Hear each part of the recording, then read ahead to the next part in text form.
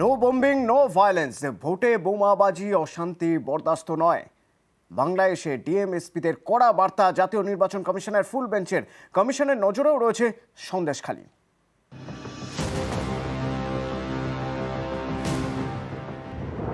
আর কদিনের অপেক্ষা, তারপরই লোকসভা ভোট শুরু। এই ভোটে যাতে অশান্তি না হয় তা নিশ্চিত করতে চাইছে জাতীয় নির্বাচন কমিশন। কমিশনের ফুল বেঞ্চ সোমবার বৈঠক করে রাজ্যের ডিএমএসপিদের সঙ্গে। এই বৈঠকে কমিশনের গলায় হুঁশিয়ারির সুর। সূত্রের খবর, জেলা শাসক এবং পুলিশ সুপারদের তারা নির্দেশ দিয়েছে, লোকসভা ভোটে কোনোভাবেই অশান্তি বরদাস্ত করা হবে না। অশান্তি পুরোপুরি বন্ধ করতে হবে। No violence, no bombing. সবাইকে মাঠে নেমে কাজ করতে হবে। শীতলকুচির মতো ঘটনা যেন আর না ঘটে। অশান্তির জেরে যেন কারো মৃত্যু না হয়, এটা বড় চ্যালেঞ্জ। এখানেই শেষ নয়, কমিশনের হুঁশিয়ারি, নিচুতলার কর্মীরা ভুল করলে সেই জেলার দায়িত্বে থাকা পুলিশ প্রশাসনের কর্তাদের ধরা হবে। জেলার পরিস্থিতি স্পষ্ট করে এখনই বলুন, নোট নিয়ে রাখছি। কিছু গোপন করলে বিষয়টা ভালো হবে না। সোমবার প্রথমে রাজনৈতিক দলগুলির সঙ্গে বৈঠক করে কমিশনের ফুল বেঞ্চ। গত বছর পঞ্চায়েত ভোটে অশান্তি এবং সন্দেশখালীর প্রসঙ্গে কমিশনের ফুল বেঞ্চে নালিশ জানায় বিরোধীরা। সূত্রের খবর, পুলিশ প্রশাসনের সঙ্গে বৈঠকেও উঠে আসে সন্দেশখালীতে অশান্তির প্রসঙ্গ।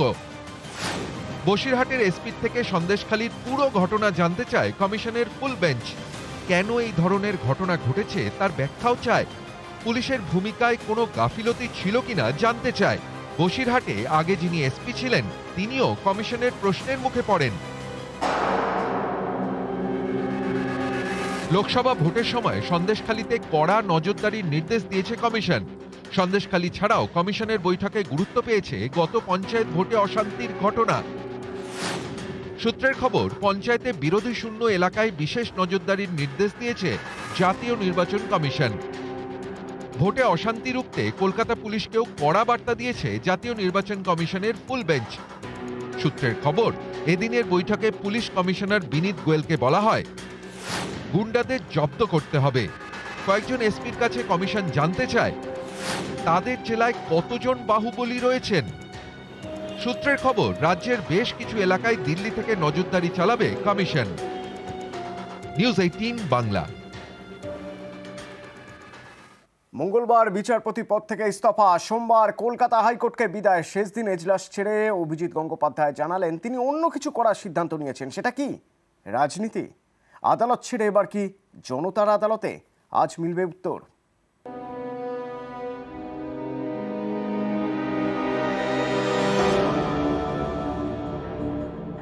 আমি বিচারপতির পদ থেকে মঙ্গলবার পদত্যাগ করব। আমাদের হাইকোর্টের চিফ জাস্টিসকে মৌখিকভাবে জানাবো, ভারতের রাষ্ট্রপতিকে চিঠি লিখে জানিয়ে দেবো। সেই মুহূর্ত থেকে আমার রেজিগনেশন কার্যকর হবে।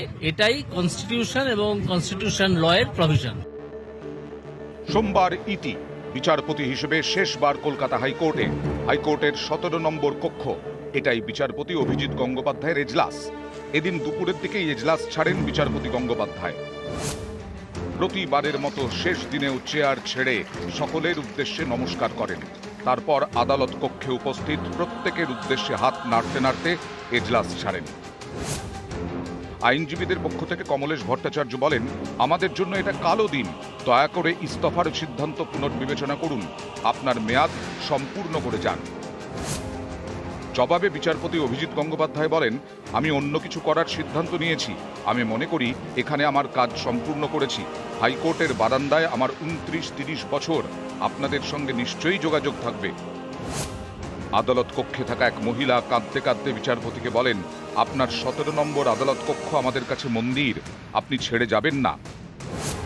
তাকে বিচারপতি গঙ্গোপাধ্যায় বলেন, আমাকে যেতেই হবে। অন্য কোনো জজ সাহেব এসে ঠিক করবেন। নিয়োগ দুর্নীতিতে তার একের পর এক কড়া নির্দেশ রাজ্য জুড়ে শোরগোল ফেলে দেয়। তার নির্দেশে নিয়োগ দুর্নীতিতে ইডি সিবিআই তদন্ত শুরু করে। আশার আলো দেখতে শুরু করেন আন্দোলনকারী চাকরি প্রার্থীরা। অনেকেই বিশ্বাস করতে শুরু করেন এবার তারা বিচার পাবেন, চাকরি পাবেন। বিচারপতি গঙ্গোপাধ্যায় কোর্টের মধ্যে নির্দেশ দিয়েছেন, কোর্টের বাইরেও দিয়েছেন পরামর্শ।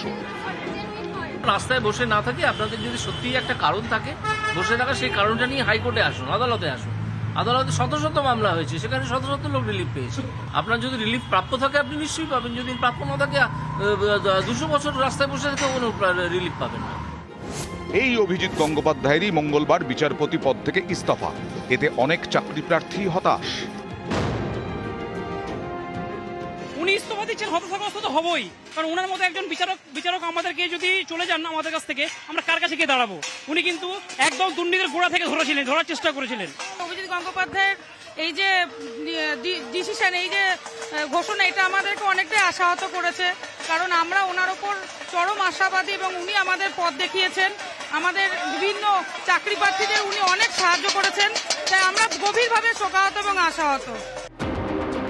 আদালত ছাড়লেন, এবার কি জনতার আদালতে?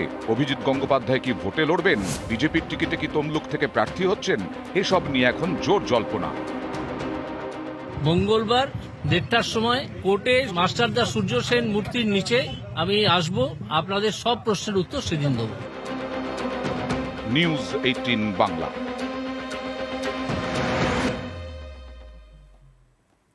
তৃণমূল ছাড়লেন তাপস রায়। বরানগরের বিধায়ক পদ থেকেও দিলেন ইস্তফা। তাপস রায়ের গলায় ক্ষোভ, অভিমান। বললেন তার বাড়িতে ইডি হানার পরেও পাশে দাঁড়ায়নি দল, খোঁজ নেয়নি তৃণমূলের শীর্ষ নেতৃত্ব। এই অভিযোগ মানতে নারাজ তৃণমূল। অনারেবল স্পিকারের সামনে সই করে ওয়েস্ট বেঙ্গল লেজিসলেটিভ অ্যাসেম্বলির যে মেম্বার, তার থেকে আমি ইস্তফা দিলাম। এবং এর পূর্বেই 1 তারিখে আমি যে বিভিন্ন পদে ছিলাম সরকারি এবং দলীয়, সেখান থেকেও আমি ইস্তফা দিয়েছি। 1 মার্চ আজকে এমএলএ থেকে রিজাইন করলাম। I have to look into the contents of the resignation letter that has been submitted by him, and then we'll pass my order by tomorrow at 12 noon. দল ছাড়লেন, বিধায়ক পদ থেকেও ইস্তফা দিলেন। কাজে এলো না দলের তরফে মন গলানোর চেষ্টা। তৃণমূলের সঙ্গে দীর্ঘ সম্পর্কে দাঁড়ি টানলেন তাপস রায়। যে সিদ্ধান্ত নিয়েছি সেই সিদ্ধান্তেই রয়েছি।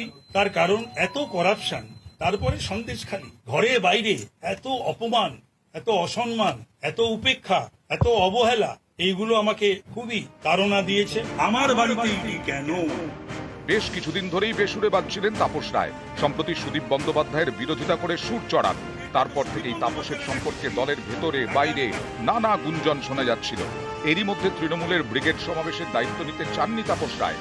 নেতাজি ইন্ডোর ও ক্ষুদিরাম অনুশীলন কেন্দ্রে তৃণমূল কর্মীদের দেখভালের দায়িত্ব দিয়েছিল দল, কিন্তু তাপস এই দায়িত্ব এড়াতে জল্পনা আরও বাড়ে।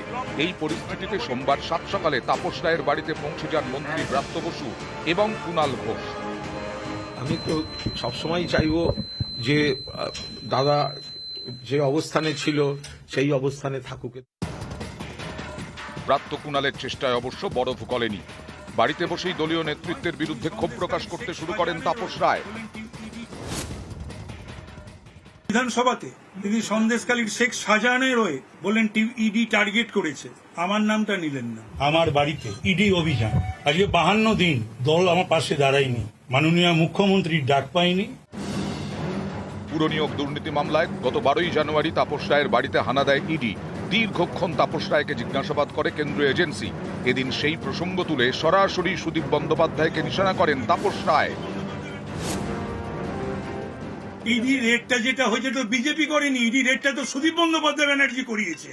তাকে আমি কালিমালিপ্ত বলেছিলাম, জেলখাটা আসামি বলেছিলাম, সেই জন্য তার এই ব্যক্তিগত সম্পর্ক কাজে লাগিয়ে সে আমার বাড়িতে ইডি পাঠিয়ে। If anybody wanted to talk to me, they had enormous scope by sending someone through his her mobile could have talked to me. শুধু দলত্যাগী নয়, বিধায়ক পদ থেকেও এদিন ইস্তফা দেন তাপস রায়। বাড়ি থেকে সোজা যান বিধানসভা। স্পিকারের ঘরে গিয়ে জমা দেন ইস্তফাপত্র। অনারেবল স্পিকারের সামনে সই করে ওয়েস্ট বেঙ্গল লেজিসলেটিভ অ্যাসেম্বলির যে মেম্বার, তার থেকে আমি ইস্তফা দিলাম। সুযোগ সন্ধানী, রাজনীতিতে সুযোগ সন্ধানী। 2001-এর আগে কংগ্রেসে ছিল, কিন্তু 2001-এ এসে মমতা ব্যানার্জি পায়ে এসে পড়েছিল, তোকে জিতিয়েছিল, ছিল একদিন। এখন ওর শখ হয়েছে, ওভাবে যে উত্তর কলকাতা থেকে সিট দিয়ে দাঁড়াবে, সেটাও জানে যে ও আর পাবে না, তাই জন্য ও চলে গেছে। নিউজ 18 বাংলা। ছিলেন বরানগরের তৃণমূল বিধায়ক, সেই বিধায়ক পদ ছাড়লেন, তৃণমূলও ছাড়লেন। এবার কোন পথে? তাপস রায়ের রাজনৈতিক ভবিষ্যৎ ঘিরে প্রশ্ন। আমি কি করব না করব সেটা আমার সিদ্ধান্ত, এখন আমি ফ্রি বার্ড। একসময় কংগ্রেসের, তারপর তৃণমূল, দীর্ঘদিনের বিধায়ক, প্রাক্তন মন্ত্রী, বিধানসভার উপমুখ্য সচেতক। সোমবার সব সম্পর্কে ইতি। তৃণমূল ছাড়লেন তাপস রায়, বিধায়ক পদ থেকেও দিলেন ইস্তফা। এতেই তাপস রায়ের রাজনৈতিক ভবিষ্যৎ নিয়ে নানা প্রশ্ন, নানা জল্পনা। ঘাসফুল ছেড়ে নেক্সট ডেস্টিনেশন কি পদ্মফুল? अगर जब कुछ होगा तब तो हमको भी बोलना पड़ेगा, आप लोग पूछने से पहले, और हमको भी बोलना पड़ेगा, ठीक है? তৃণমূল নেতৃত্বের বিরুদ্ধে ক্ষোভ অভিমানে দল ছাড়লেন, বিধায়ক পদ ছাড়লেন। এ নিয়ে কড়া প্রতিক্রিয়া দিয়েছে তৃণমূল। তৃণমূলের বক্তব্য, হয় তাপস রায় ওভার কনফিডেন্ট, না হয় বাংলার মানুষকে বোকা ভাবছেন। তাপস রায় বলেছেন দল কখনো পাশে দাঁড়ায়নি, এটা সম্পূর্ণ মিথ্যে। একটি কথা দিয়ে তিনি দলের নেতা ও মুখপাত্রদের ছোট করেছেন, যারা তার পাশে দাঁড়িয়েছিলেন। উল্টে বিরোধী নেতাদের প্রশংসা করে যাচ্ছেন তাপস। এর থেকেই বোঝা যাচ্ছে তার আনুগত্য এখন কোন দিকে। আপনার দল বলছে আপনি অতিরিক্ত আত্মবিশ্বাসী হয়ে পড়েছেন, অথবা বাংলার মানুষকে আপনি বোকা ভাবছেন। এটা যারা বলছে, এটা তারা নিজেদের আয়নায় আমাকে দেখছে না তো। আচ্ছা, রাতারাতি মানুষ এইভাবে আইডিওলজি চেঞ্জ করতে পারে যদি খুব বড় ডিলের অফার তার কাছে না থাকে? কেউ তার খোঁজ নেয়নি, কেউ তার কাছে যায়নি, এটা সম্পূর্ণ মিথ্যে। তাপস রায় কি তৃণমূল ছেড়ে বিজেপির পথে? এ নিয়ে জোর জল্পনা। তাপস রায় রাজনৈতিক দলে যুক্ত হবেন কিনা, কোন দলে যেতে চান, সে বিষয়ে কোনো সুনির্দিষ্ট প্রস্তাব আমার কাছে এখন, আমার বা আমাদের কাছে আসেনি। ওনার কাছ থেকে প্রস্তাব এলে উত্তর কলকাতা জেলা বিজেপিকে কনফিডেন্সে নিয়ে আমরা আমাদের সিদ্ধান্ত জানিয়ে দেব। তাপস দা যদি কোনো কারণে ইস্তফা দিয়ে থাকে, দল ছাড়ার কথা বলে থাকে, তাহলেও আমি তাপস দাকে অনুরোধ করব, যদি কোনো যন্ত্রণা থাকে, যদি কোনো বক্তব্য থাকে, তাহলে তাপস দা আপাতত একটু বিশ্রামে থাক। যা যা সমস্যা হবে আমরা সেগুলো সর্ট আউট করার জন্য আমরা নেতা নেত্রীর সঙ্গে কথা বলবো। আপনি দয়া করে অন্য কোনো প্রতিপক্ষ দলে আপনি যোগ দেবেন না। তাপস রায় দীর্ঘ রাজনৈতিক ক্যারিয়ার। বাম আমলে কংগ্রেসের টিকিটে দুবার কাউন্সিলর, 1996 সালে প্রথমবার বিধায়ক কংগ্রেসের টিকিটে। পরে কংগ্রেস ছেড়ে তৃণমূলে যোগ দেন। 2001 সালে তৃণমূলের টিকিটে বড়বাজারের বিধায়ক হন। 2011 সাল থেকে টানা 3 বার বরানগরের তৃণমূল বিধায়ক। সামলেছেন পরিকল্পনা ও পরিসংখ্যান প্রতিমন্ত্রীর দায়িত্ব। দলত্যাগের আগে ছিলেন বিধানসভায় তৃণমূলের উপমুখ্য সচেতক। এই তাপস রায়ের সঙ্গে সুদীপ বন্দ্যোপাধ্যায়ের দ্বন্দ্ব দীর্ঘদিনের। তাপস রায়কে একসময় উত্তর কলকাতা সাংগঠনিক জেলার চেয়ারম্যান করা হয়, পরে তাকে সরিয়ে সেই দায়িত্ব দেওয়া হয় সুদীপকে। এতে তাপসের ক্ষোভ বাড়ে, তখন তাকে দমদম বারাকপুর সাংগঠনিক জেলার চেয়ারম্যান করা হয়। কিন্তু যে উত্তর কলকাতাকে হাতের তালুর মতো চেনেন তাপস রায়, সেখানে দায়িত্বে না থাকাটা তিনি মোটেই ভালোভাবে নেননি। সম্প্রতি সুদীপের বিরুদ্ধে সরাসরি তোপ দাগেন, এবার একেবারে দলত্যাগ, বিধায়ক পদ থেকে ইস্তফা। এতেই নানা মহলে তৈরি হয়েছে জল্পনা। তাপস রায়ের রাজনৈতিক ভবিষ্যৎ ঘিরে উঠছে নানা প্রশ্ন। নিউজ 18 বাংলা। সিএ এর পরে ইউটি ধাক্কা, প্রধানমন্ত্রীর মুখে মেলেনি সিএ বার্তা। এবার উত্তরবঙ্গকেও ইউটি ঘোষণা করছে না কেন্দ্র। খোদ অনন্ত মহারাজের গলায় হতাশার সুর। রাজ্য বিজেপির নেতাদের বিরুদ্ধে চরম ক্ষোভ। বাজেট অধিবেশনের আগে যেটা অধিবেশন ছিল, এই অধিবেশনে গৃহমন্ত্রীর সঙ্গে আমার দেখা হয়েছে। সেখানে সুকান্ত মজুমদারও ছিল।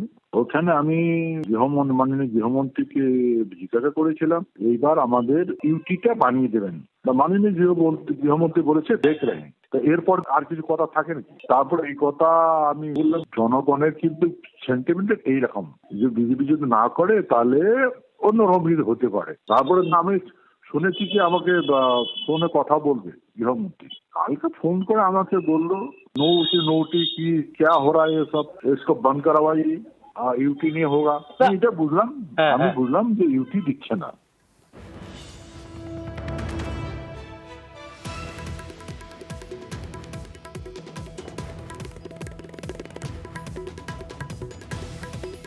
রাজ্যের সঙ্গে আলোচনা না করে কেন্দ্রশাসিত অঞ্চল ঘোষণা করা যায় না, মত উত্তরবঙ্গ উন্নয়ন মন্ত্রী উদয়ন গুহর।